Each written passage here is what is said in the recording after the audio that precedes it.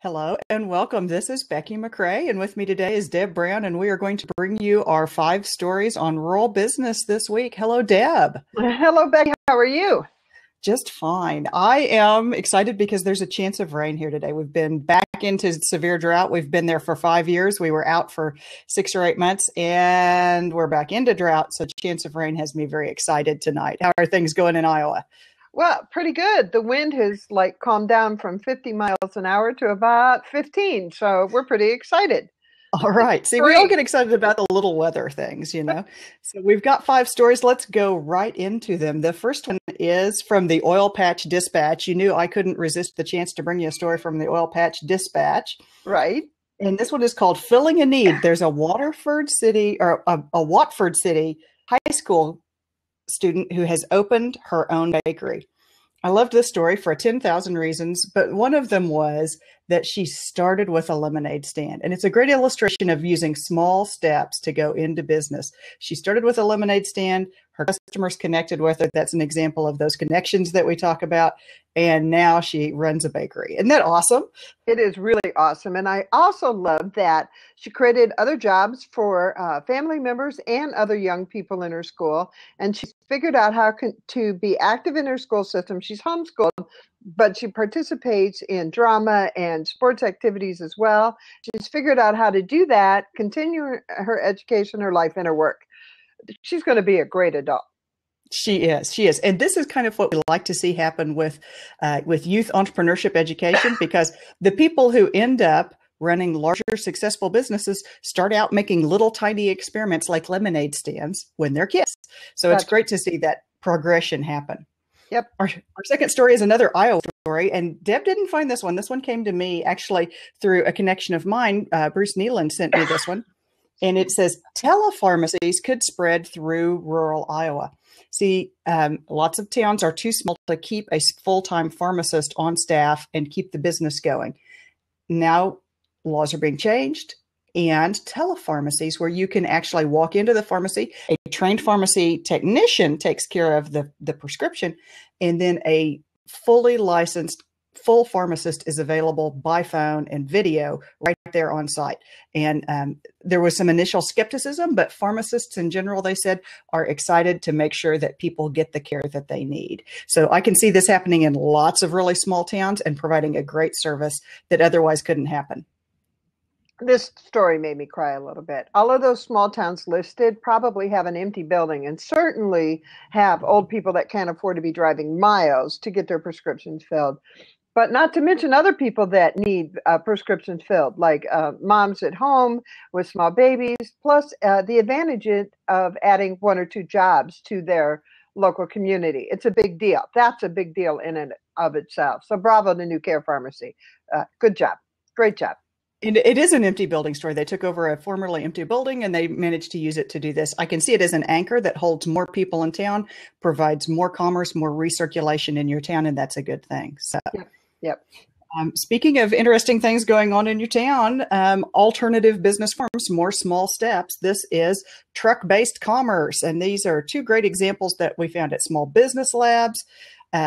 Really great little story about a bus that provides financial information. And so she's mobile and provides her financial information from a bus. And another group, which is they used a big RV looking thing to move a bookstore so that it is mobile and available in lots of places. I love mobile businesses for small towns because there may not be enough market in your town to make the business work, but you have access to lots of other little towns. Get out in your mobile business and access all those other markets. Well, think how brilliant that would be for a small business in a countywide or a tri-county area where you could actually be home every night with your business. You could just, set a schedule and be somewhere every other week in that small community. I think the SBA, Small Business Association, and the SBDC would welcome business plans around this idea and be willing to look at how to fund this kind of venture. I love it. I love it. Now, the great thing about this article is at the end of this article, there's a nice link that says our food truck and mobile commerce section covers this in more detail. Look for that link at the end of the story and get a link to all the resources that Small Business Labs has put out on the subject of mobile trucks, food, trailers, every kind of mobile business you can think of. All right. Perfect. Our next story is from Locavesting. One of our friends is Amy Cortese, who wrote the book Locavesting. We've been talking with her about, trying to think bigger and do some things together. And there's a great story on her site right now about new funding opportunities for food-based and agricultural ventures. And it's a good article. I mean, it's a long article with a lot of different opportunities for funding your business and some cute ag photos as a bonus. So if you are running any kind of an agricultural-based business or a food-based business, you definitely want to check out this article. Funding a new business is hair pulling at best. And I'm thrilled you found this particular article. I'm going over with a fine tooth comb because people come into me all the time asking about how can we fund our business. And you're right, ag business in a rural area is something that we should pay more attention to anyway. So now I know it's geared towards Locavesting, and my first thought was, you've been talking to Amy Cortese. So yay, great for Amy and great for you. Glad you pulled that up. I'm sure that people will be looking at that a lot closer. Okay, our last article for today comes from the Project for Public Spaces. These folks are the folks that are known for placemaking and all those initiatives. Wonderful article on Actions for Streets as Places, how community makes it happen. Now, you and I both know community is all about what happens when people talk to each other. And if you want your place to have a specific feeling, a specific culture, to be part of the place where it is, then you have to connect with the people, because that's an essential part of what your community really is. So there's some really great suggestions in here of ways to get community into your business, starting with activating the space in front of your business or workplace, because that's where people can gather. And so you need to connect with folks.